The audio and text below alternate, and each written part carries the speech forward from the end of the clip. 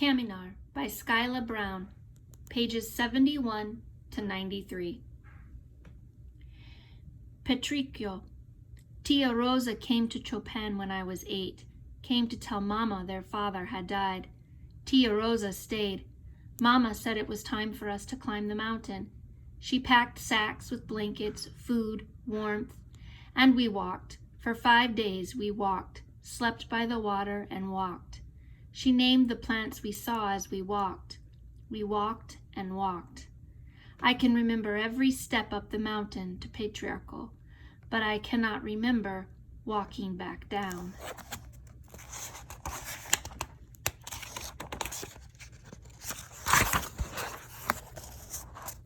I cannot remember. There were plenty of berries to eat, fruit that was sweet. I would not starve. Still, I stopped to dig roots because I remember Flora showing me how. It was after Roberto's brother was taken, after his father was gone.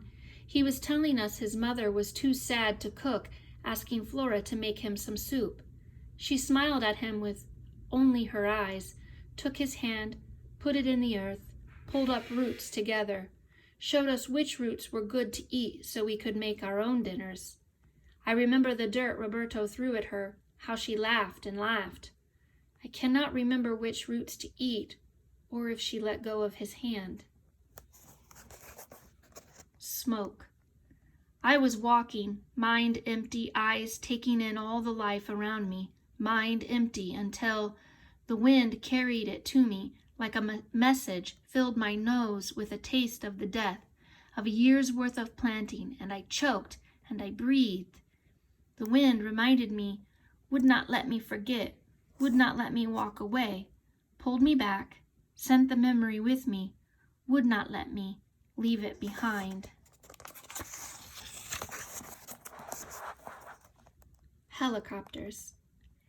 The day we first heard them over our village like footsteps pounding on the sky, we all looked up, pointed, waved. I wondered what we must have looked like from that high. They flew over our village many times, searching the mountains for something. We didn't care, just reached our arms as high as we could, stretched toward the sky, wanting to be seen. We did not know to be afraid, did not know they were a storm of death searching for a place to reign. When I heard them in the woods alone, I ducked, crouched under a bush, made myself small, tight, still hidden. Night. I stopped walking before the night came so I would have some light to find a tree, so I would have my eyes closed tight before the dark arrived, cold dark. Before I climbed, I took off the sweater, blue as the sky after a storm, tied to my waist, put it on, trapped some heat inside. I would need it for the night, cold night. I wrapped my arms around the trees, fingers brushed against my sleeves, my throat closed at the memory, taking the sweater off the hook, stomping away from our house, warm house. I wished I could go back. Let her touch my hair.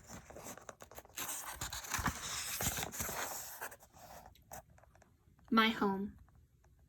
The walls were strong gray blocks of cement that captured all the warmth of the middle of the day, saved it for the cool of the night. The floors were dirt, packed firm and smooth, earth, the same ground that had been there for days and years, holding up so many dreams. The roof was thick enough to keep out the rain that came each year and would not stop for weeks and weeks. I wondered if my house screamed flames, spit smoke into the sky, or if it stood there, alone, untouched, and watched all the walls around it burn. I wondered if it stood there still, empty, cold, alone. My dream. Sunset in my village square in front of the church. I am tall, the size of a man. Flora is there, mashing up beans with a spoon, slowly making them soft. Then, standing up on tiptoe, reaching her arm high above her head, spooning a bite of beans into my mouth just the way a mother would feed a helpless baby. I squirm. I do not want her. Help. They are laughing, all the people of the village. I cannot see them, but I can hear them. I want to take the spoon, feed myself, but I cannot. My arms won't move. Flora does not seem to hear them. She looks at me calm and patient, waiting like she knows what I am about to do, but I do not know myself. I kick, move, fight, thrash, try to do something. I woke up. I could still hear them laughing. Awake, the dream hung over me with early morning mist, left my face cool and damp, clung to me like the clouds cling to the mountain. I breathed in the wet air, stretched my neck, let the dream fade, blurry, fuzzy. But the way it made me feel, mad, impatient, embarrassed, lingered. So did the laughter. My skin prickled, alive. I was not alone. I could hear them. Soft laughter, many footsteps, trees breaking in their path. Someone coming.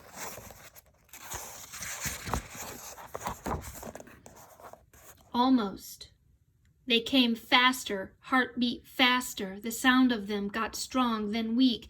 Talking, footsteps, Hold my breath, close my eyes, and then sounds gone. My heart began to slow. I knew they had moved on. I was still in my tree. Everything around me had shifted. What I did not follow them, but I walked swiftly, silently in the place where their sound faded. I let my heart wonder who they might be. People from my village coming to find me. Maybe Roberto or Tia Rosa with her baby, or Flora or Mama. But my mind shook my head. I knew my heart was wrong. They were laughing. People from my village would not have been laughing. I tried to swallow the rock that was in my throat because I knew who would be laughing. Soldiers. The army.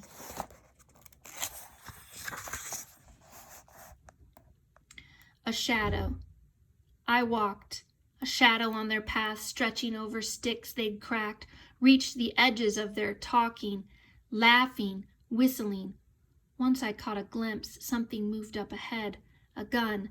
Slung on a back cloth, stitched gray-brown with green, just like the trees.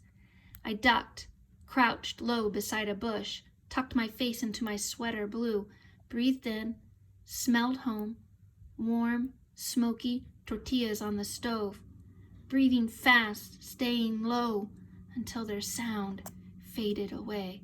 I stood up, alone again, realized I was not the prey. Later that day, I got close enough to hear words, pieces of a language I did not know. It was not the lengua of my village or the words we learn in school, Espanol. They were heavy words, like the fattest raindrops on top of our roof, beating down fast and mad, until I heard a smaller voice speak loud and clear in words I knew. Estamos perdidos. We are lost. Lost. Stupid soldiers couldn't even follow the sounds of a river up a mountain. What I realized. If they were lost, then they searched. On the mountain there is only up or down. They were going up. Up is only a village much smaller than mine. Patricio. Abuela.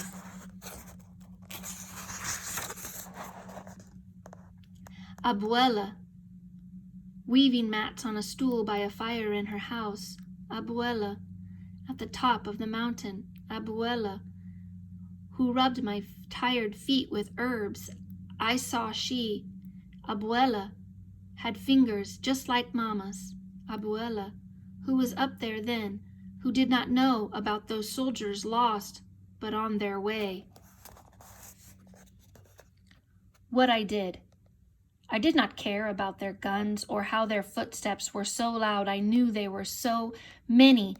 or about the popping that I heard from the tree with the mushrooms, or the screams that were so far away I could not tell whose mouth had let them go, or their guns, or how small I was, how alone, or their guns. I just screamed, the loudest roar I could find inside, a roar stolen from an angry jaguar, a roar that said, I am here, I am here, I am here. Attack!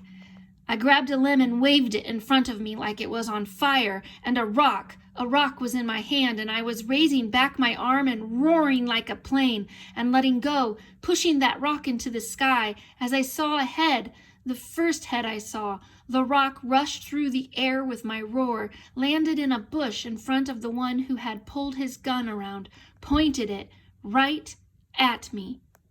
The boy.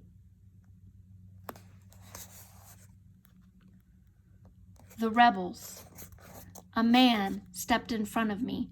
I saw his back, heard his words. Baja el Mara, Baja el Arma. Put down the gun. A woman stepped beside me, put her hand upon my arm, the one holding the stick, looked at me, spoke. I did not understand her words, but her eyes said, "It's okay." I stood, limbs tight with tense, while the backs in front of me moved, legs walking to him, hands patting his back, pushing down his gun. Words, lots of words. I only heard, "Solo un niño?" Just a boy.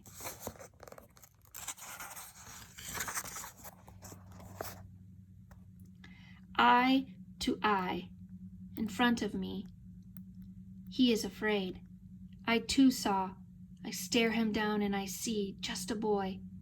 He gulps air like a hungry baby, pointing like water after a storm, a man's weapon, moving around, the gun, eyes wide, shook like a stick in his hand could snap me.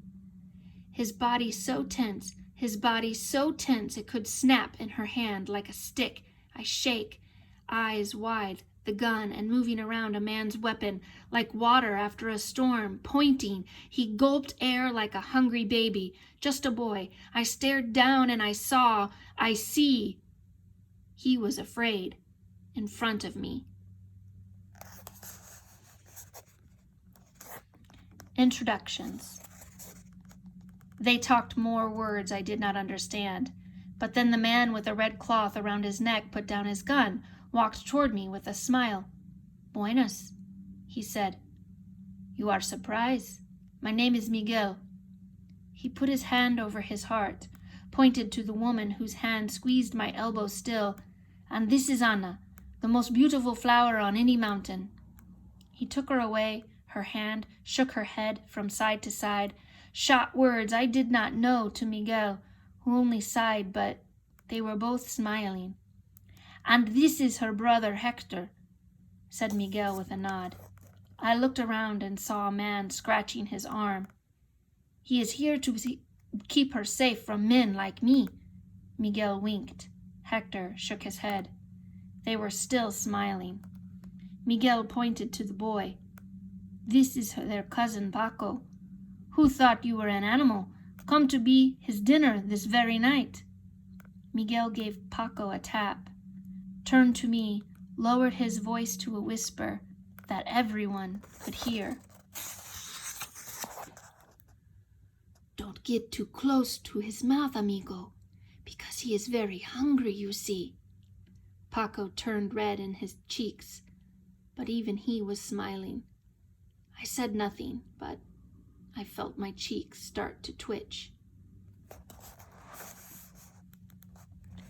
The rebels. Miguel said they were crossing the mountain, going to meet other rebels in a place called Ixanchande. Miguel said they were moving in secret, hiding from the army, planning a way to keep the people safe. Miguel asked, what was my name, where was I going, and where was I from? I said, "I am Carlos, going to Petrichal," and nothing more.